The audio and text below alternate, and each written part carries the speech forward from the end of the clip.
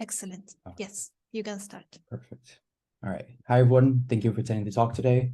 My name is Michael DiScala, and the title of my talk is Elucidating the Role of Dimensionality on the Electronic Structure of the van der Waals Antiferromagnet NIPS3. So the study of magnetic van der Waals materials has offered an unprecedented opportunity to test our most fundamental theorems of magnetism in two dimensions. In addition, they offer the prospect of engineering novel magnetic states through the use of external perturbations such as stacking and gating. A particular interest to my work has been NIPS3, one of the few exfoliable materials that exhibits both strong electronic correlations and magnetic order, forming these zigzag antiferromagnetic chains below 155 Kelvin. Interestingly, Raman results on various thicknesses of NIPS3 found a decrease in this transition temperature, approaching the two-dimensional limits down to 2 layers, and signatures of long-range magnetic order vanishing in the monolayer limit. Based on the bulk magnetic Hamiltonian, it was determined that monolayer NIPS3 could be well described by an approximate XY model. Due to the low incident energy of Raman and other optical techniques, however, they are only indirect probes of the magnetism, and we are left without a full concrete origin for these results. 2 explanations that I've explored in my research have been an increased spin fluctuations due to decreased dimensionality that would inhibit the stabilization of long-range magnetic order in the two-dimensional limit.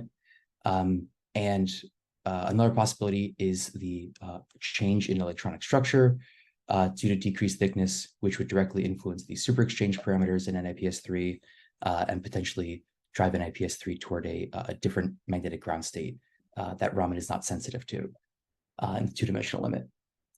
Therefore, in order to explore these 2 possibilities and find a concrete answer for this result, we need experimental techniques that are able to access both the excitation spectrum and to be able to resolve dispersion.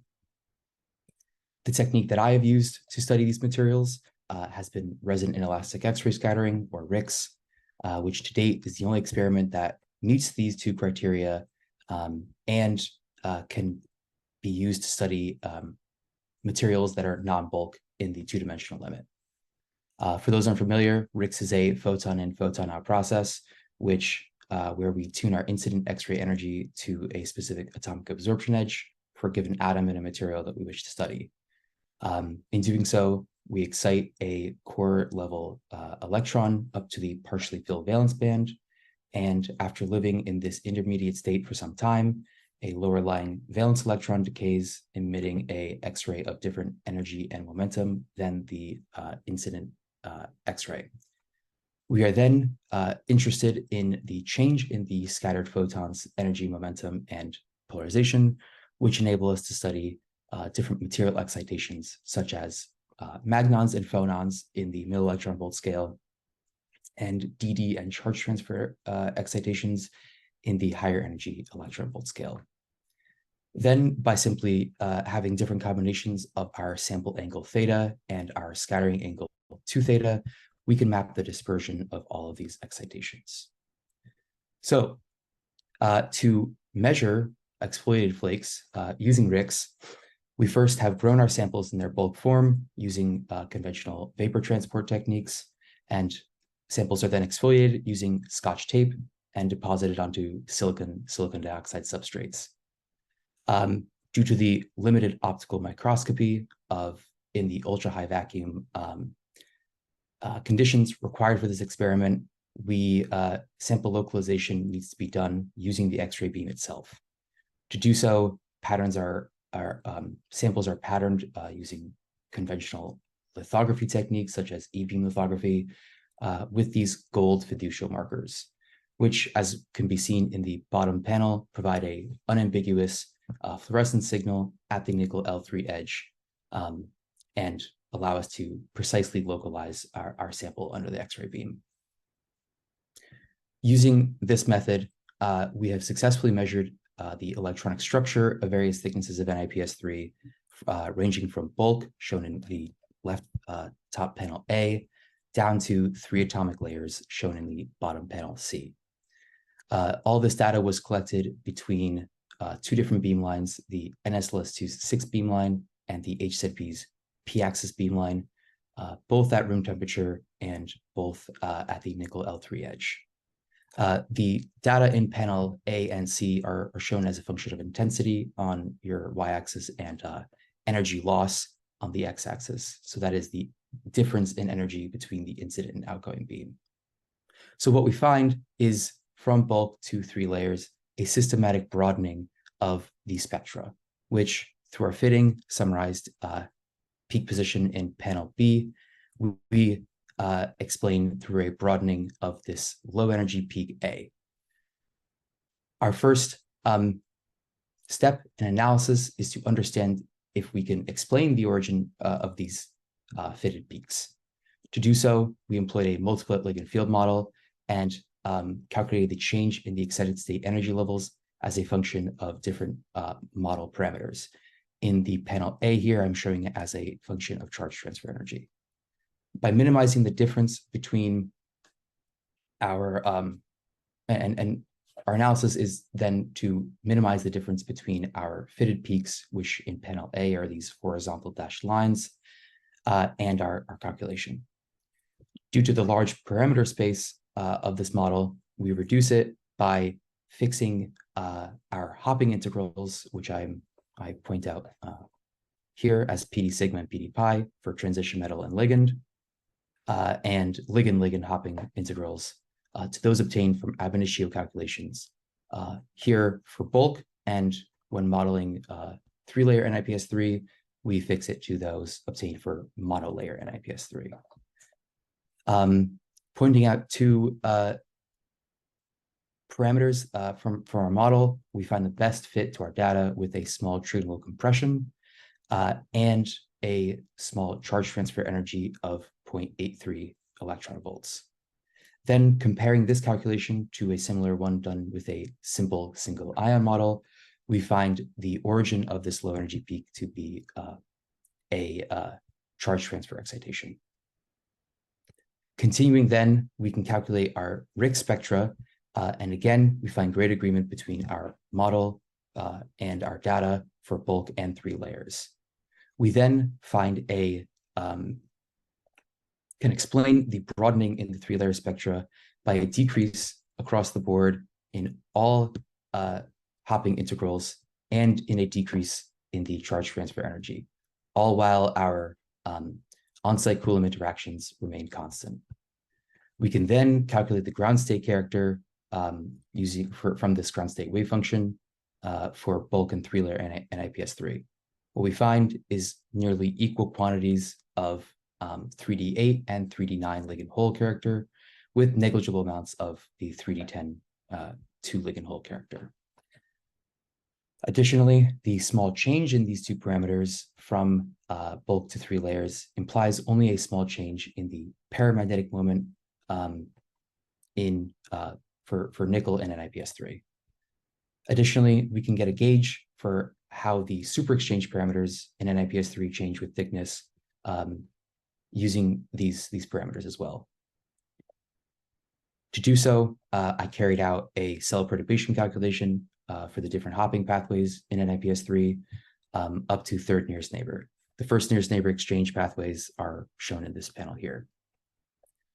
Using our extractive model parameters, we find for bulk, great agreement with the values obtained from the bulk inelastic neutron scattering data on this material. And additionally, from bulk to 3 layers, we find a increase in the 1st nearest neighbor exchange, a nearly vanishing 2nd nearest neighbor exchange, and lastly, a decrease in the 3rd nearest neighbor exchange. Looking then at this right-hand figure, and in the ratio of the 3rd to 1st nearest neighbor exchange, the decrease in this ratio implies that as we are moving towards the 2-dimensional limit, NIPS3 is driven toward the boundary of this more frustrated spiral order phase, which could give an explanation for the Raman results that I showed at the first slide. So in conclusion, today I demonstrated RIX is a powerful tool to probe different material excitations in the two-dimensional limit using exfoliated flakes. Next, I showed evidence for a dimensionality-induced electronic structure changes in a model van der Waals material and IPS3. Lastly, I predicted a transition toward a more frustrated spiral magnetic ground state toward the two-dimensional limit from a sixth-order perturbation calculation. Thank you very much for your time, and thank you very much to my collaborators. Thank you very much, Michael. We have a question from Flavia Gomez. Hi, very nice talk. Thank you. Could you repeat why you only go to J3 and why not J4? So let me, oops, apologies. Bring this back up.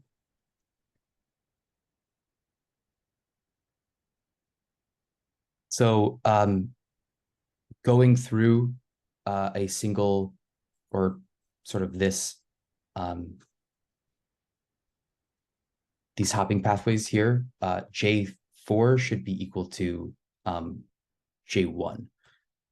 So they should repeat unless you are going to like say interlayer hopping, which I did not calculate.